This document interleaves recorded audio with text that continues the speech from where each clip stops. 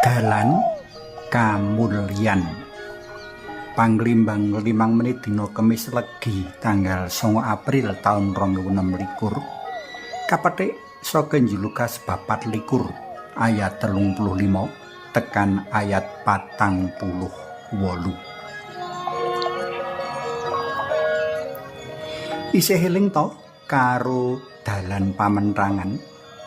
Apa panjenengan darbi pengalaman khusus rikala mecaki dalan pamentangan?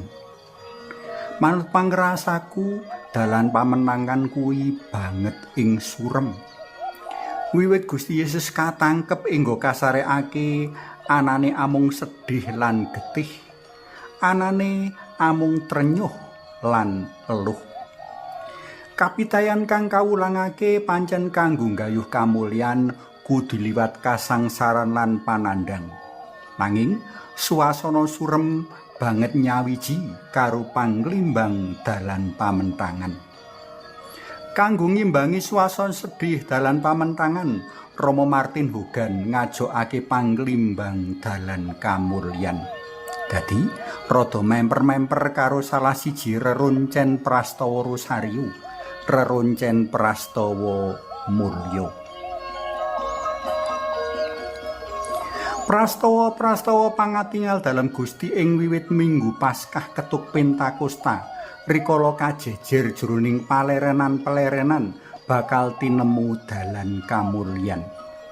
Rikala uwong sacara mligi ndedonga dalan kamulyan kinantenan kelimbang prastawa mbaka prastawa mulya mesti bakal tuwuh ngrembaka ing ati rasa bungah, mongkok sarta rasa-rasa liyane kang angel kagambarake marang Gusti Allah Maha Asih.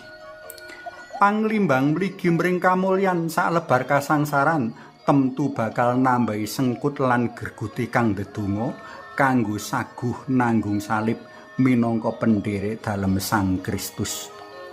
Dalan kamulyan kawiwiti ing prastawa Gusti Wungu saka Sido. Palerenan sabanjure yaiku pangatingal dalem marang Kleopas lan kancane kang dek wingi padha kita lelimbang prastawani. Dene dina iki bisa kadadekake palerenan kaping 3. Sacara mligi ing palerenan kaping 3 iki dumadi 3 prastawa wigati. Sepisan prastawa sering pengalaman kabungahan kepanggih Gusti Yesus. Kanthi makantar-kantar murid loro Emmaus nyritakake pengalamane kaketingali Gusti Yesus. Kasusul Gusti Yesus rawuh ing satengahing wong-wong mau.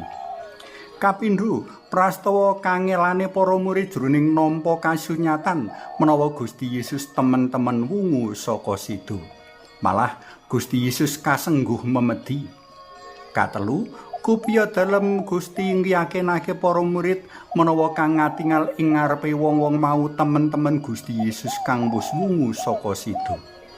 Sapetara kahanan kang lestari minangka titikan yaiku anane tatu-tatu tilas panyaliban dalem, tatu ing asta kekaro, tatu ing lambung, sarta tatu ing suku kekaro. Kanggo ngyakinake para murid, panjenengane ora mung nuduhake ananging ngongkon para murid ndumuk salira dalem.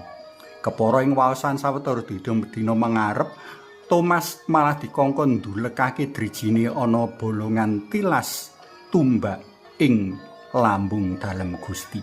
Siji meneh kupiya dalem Gusti kanggo yakinake menawa panjenengane nyata-nyata wungu saka Sido. Panjenengane dhahar iwak goreng.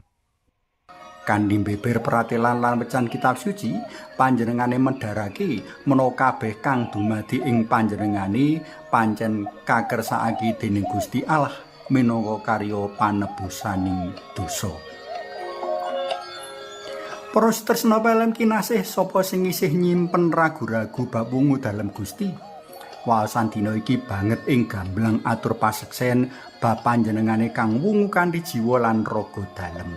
Prayoga kalimbang kanthi jero kanthi menep sak menep-menepe kinantinan panyuwunan amri sabda dalem iki ora ngabar rikala kaadhepake dening para begundane Dajjal kang nampik sangsara Sido enggo wungu dalem Gusti.